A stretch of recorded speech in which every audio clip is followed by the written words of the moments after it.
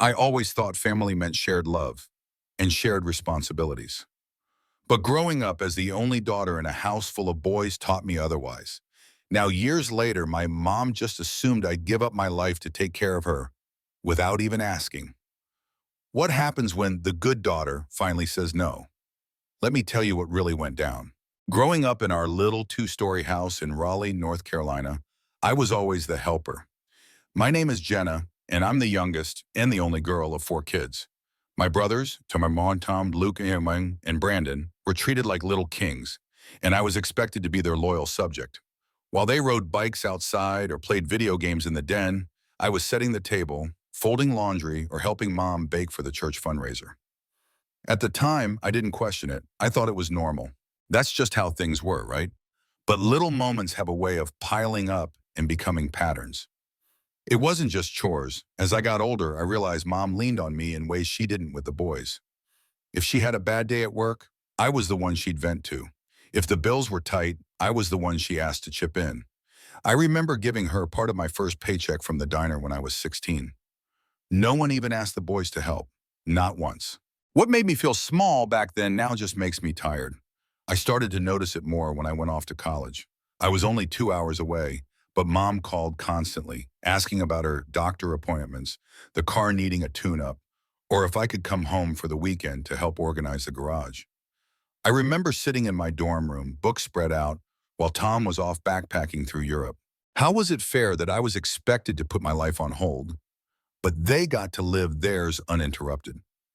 Still, I kept showing up. I answered her calls, I came home when I could, and I told myself this was what love looked like, being needed. But deep down, a part of me was quietly drowning in resentment I didn't know how to name. Fast forward to now. I'm 34 with a full-time job in marketing, a cozy apartment I've built into my sanctuary, and dreams of traveling, finally for myself.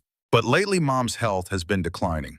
Nothing drastic yet, but she's been dropping hints, talking about how it'll be nice to have someone in the house again, or how nursing homes are so impersonal. I brushed it off until the night it hit me like a brick. It was dinner at my brother Luke's house. The whole family was there. Kids running around, football on the TV, plates of lasagna on the table. Mom took a sip of her sweet tea, smiled, and said casually, "Well, obviously Jenna will take care of me when the time comes." Laughter, nods. Nobody flinched. Like it was already decided. Like it was written in stone before I even had a say. Have you ever felt the weight of an entire room crushing down on you while everyone else just keeps eating? Why is it that one person's silence can feel like betrayal? I stared at my plate, heart pounding, a knot forming in my stomach. And for the first time, I didn't stay quiet. My voice came out firmer than I expected. Actually, I said, "I don't think that's fair." And just like that, the air changed. All eyes turned to me. Forks paused midair. Even the TV seemed quieter somehow, like the whole world was holding its breath. My mom's smile faltered as if she hadn't actually expected me to speak. At least, not like that. "What do you mean it's not fair?" she asked, setting her glass down with a soft clink. "I mean," I said, trying to keep my voice steady, "I have a life too. A home. I can't just be your caretaker because I'm your daughter." But for a split second, I thought maybe someone would back me up, that one of my brothers would nod or speak up or at least shift uncomfortably in their chair. But no one said a word. Mom's expression hardened. "Well, who else is going to do it, Jenna? Your brothers have their own families to take care of." And there it was, as if I didn't have my own life, as if single meant free, as if being childless meant my time belonged to everyone but me. "Why does it have to be me?" I asked, my voice cracking. "Why is it always me?" No one answered. Tom finally cleared his throat and gave a little chuckle, trying to lighten the mood. "You've always been the responsible one. You know mom trusts you the most." That hit me harder than I expected. I wasn't being chosen because I was strong or capable. I was being used because I was predictable. Because I was the one who wouldn't say no. Because saying yes had been programmed into me since I was 10 years old, standing on a step stool washing dishes while my brothers watched cartoons. I looked at my mom, and she looked back like I just slapped her. "So, after everything I've done for you, this is the thanks I get." That cut deep, not because it was true, but because it was the kind of guilt I'd carried for years. How do you love someone who only measures your loyalty by how much you are willing to sacrifice? I'm not abandoning you, Mom, I said quietly. I'm just asking that we talk about this, like a family, not just assume it's my job. She pushed her chair back and stood up, clearly upset. Well, maybe I shouldn't have bothered doing as much as I did for you growing up. Maybe then you'd be more grateful. The words landed like a slap. I blinked back the sting behind my eyes, but I refused to cry in that room. I wouldn't give them that. Brandon mumbled something about how this wasn't the time or place, and Luke just stared at his plate like the noodles might save him. Not one of them looked at me. Not one of them said, "She's right." How would you feel if the people who claim to love you the most kept showing you exactly where you ranked in their priorities? After a long silence, I stood up too. I need some air. I walked out the front door, letting the night air hit my skin. My heart was racing, my hands shaking. I sat on the porch steps, trying to catch my breath. Somewhere inside, I heard the TV go back up in volume. Just like that, the conversation was over. For them, anyway. But for me, that was the night everything started to change. I stayed on that porch for what felt like hours, even though it was probably no more than 20 minutes.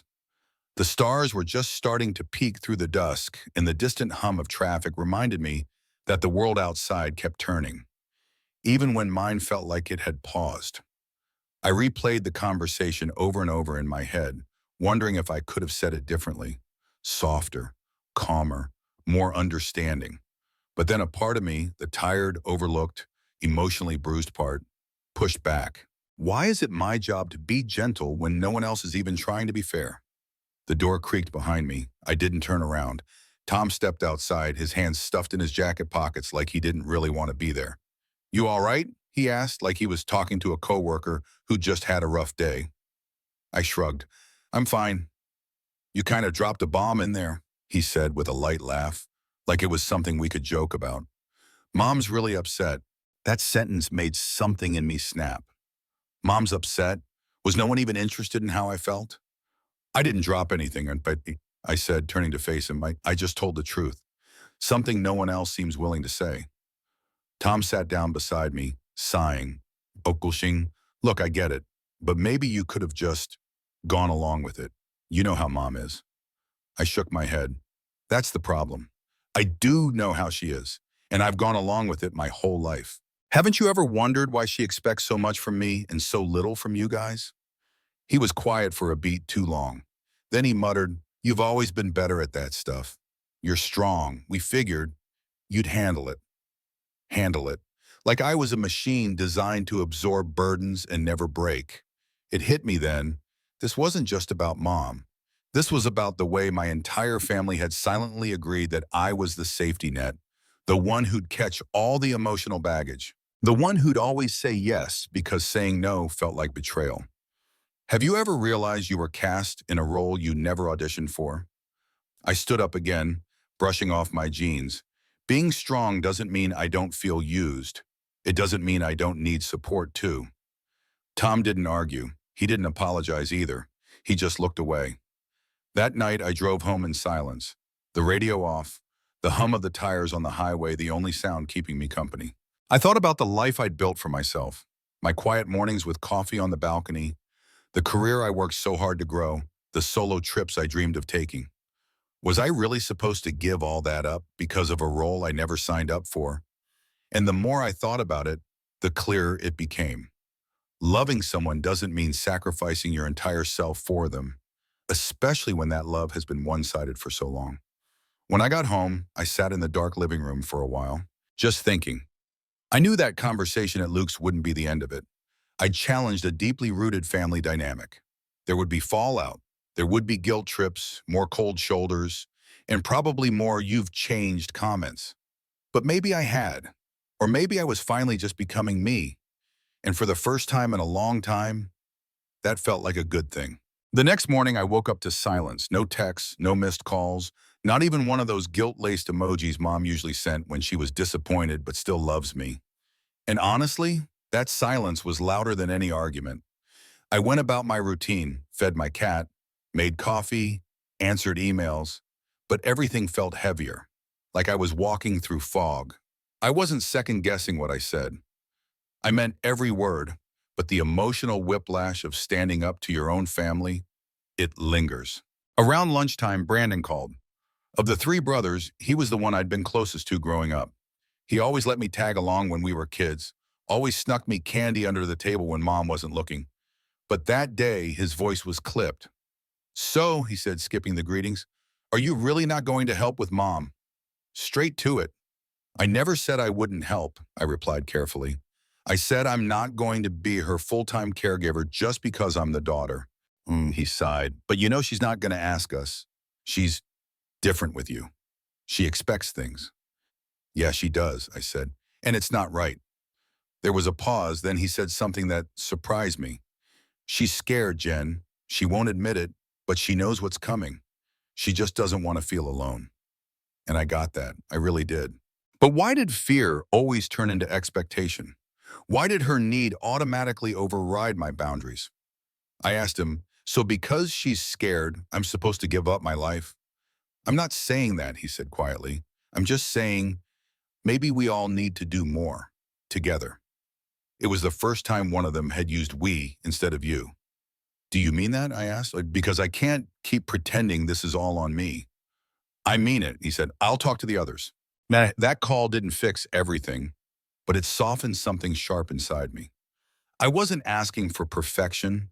I wasn't demanding they bow to me in apology. I just wanted fairness, recognition, the kind of family that didn't just take, but gave something back. Later that week, I got an email from Mom. Just one line. "I don't know when you stopped loving me." That broke me more than I expected.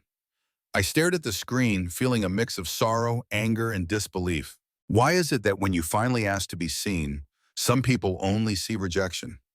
I sat there, tears welling in my eyes, not because she had hurt me, but because she truly didn't understand that I was doing this because I loved her. That love isn't blind obedience. That saying no to being her live-in caretaker didn't mean I was saying no to her as a person. Have you ever had to hurt someone you love just to protect yourself? That night, I drafted a reply, not angry, not defensive, just honest. "Mom, I love you. I've always loved you. But I need to love myself too. And I can't do that if I keep being the only one holding this family up. We all need to step in. Together, I won't disappear, but I won't carry it alone." I hit send, and then I waited for understanding, for a response, for anything. But deep down, I also started to prepare for the possibility that she might never see it that way. Days passed without a reply. Every time my phone lit up, my heart leapt a little, only to fall when it wasn't her. It's a strange kind of grief, mourning a relationship that isn't over, just suspended. Like it's hanging from a thread you're afraid to tug too hard in case it snaps for good. I poured myself into work, into my friends, into small joys like long walks and good books. But even in the quiet moments, she lingered in my thoughts. Not out of guilt, but out of hope. Hope that maybe, just maybe, she'd finally see me not as a role, but as a person. One afternoon, Luke called. He rarely does, so I braced myself. "We talked," he said. "Tom, Brandon, and me." I waited. "And?" I asked cautiously. "We've decided to start looking into care plans, like real ones. Assisted living options, at-home nurses. We'll help with costs, rotate visits. You're right, it shouldn't all fall on you." For a second, I couldn't speak. I swallowed hard, the lump in my throat rising fast. "Thank you," I whispered. "We should have said it sooner," he added. "I think we all got too used to leaning on you." It wasn't a dramatic apology. It wasn't fireworks or hugs or a perfect family moment, but it was something real. A step forward, and it meant more than any sorry could. That same evening, I got a reply from Mom. Her message was longer this time. "I didn't realize how much I'd put on you. I thought I was asking because you cared, but maybe I was asking because I didn't want to feel forgotten. I'm sorry for making you feel alone. I love you. I'll try to do better. I want us to be okay." I sat there staring at her words, letting the tears come freely now. They weren't just tears of sadness. They were release, relief, maybe even healing. When you've spent your whole life proving your worth through sacrifice, Hearing someone say you don't have to anymore, it changes you. That weekend, I visited her. I didn't bring a suitcase or a checklist of tasks, just myself. We had tea on the porch, her favorite biscuits between us, and we talked, not just about caretaking or responsibilities, but about music, old memories, and things that made us laugh. It wasn't perfect. There was still tension, still years of imbalance between us, but there was an effort. And for the first time, I felt like we were sitting side by side as two women, not just as mother and daughter locked in old roles. Who would you be if you stopped playing the role your family wrote for you? I'm still learning how to answer that. I'm still unlearning the habit of saying yes before I've even asked myself what I want. But I'm getting better. I'm finding peace in boundaries, power in honesty, and comfort in knowing that love doesn't mean losing yourself to prove it. So no, I'm not the villain for setting limits. I'm not heartless for choosing myself too. I'm just Jenna, a daughter who loves deeply, but finally understands that love doesn't mean carrying the world on your back while everyone else walks free. What would you have done in Jenna's shoes? Would you have spoken up or stayed silent to keep the peace? Her story is one so many carry quietly, the burden of being the responsible one, the good daughter. She finally found the courage to say no, not out of anger, but out of self-love. If her journey moved you, please like the video and subscribe to the channel so Jenna knows she's not alone. Your support tells her and others like her that their voice matters. Share your thoughts in the comments. She's reading them, and your words might mean more than you know.